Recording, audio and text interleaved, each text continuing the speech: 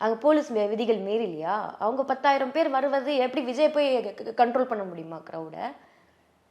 இல்லை வந்து அவங்களோட ஆட்கள் எப்படி போய் கண்ட்ரோல் பண்ண முடியும்? போலீஸ் அதுக்காக தானே அவங்க வந்து ஒரு அரசுன்னு இருக்குது, கவர்மெண்ட் இருக்குது, அதுக்கு தான் போலீஸ் பாதுகாப்புன்னு இருக்குது.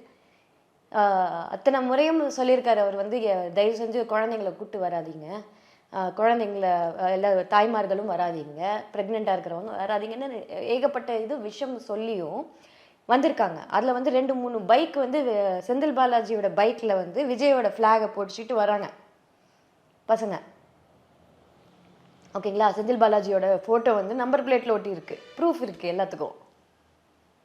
ஸோ அப்படி இருக்கும்போது நீங்கள் வந்து அங்கே திமுக ஆட்கள் இல்லைன்றது எந்த ஒரு ஒரு இது இருக்கு இல்லையா? கண்டிப்பாக. ஸோ அந்த விஷயத்தில் பார்க்கும்போது போலீஸும் இது முழுக்க முழுக்க கோட்டை விட்டது அப்படின்றது தான் நான் சொல்ல முடியும். அரசு வந்து இது ப்ரீ பிளான்டாக இருக்கிற மாதிரி இருந்துச்சு. இந்த மாதிரி விஷயம் ஒன்று நடக்கும், நம்ம கண்டு காணாமல் இருக்கணும், நம்ம வந்து பிரச்சனை பண்ணணும் அப்படின்ற ஒரு விஷயம் மாதிரி ஒரு தெரிஞ்சுது.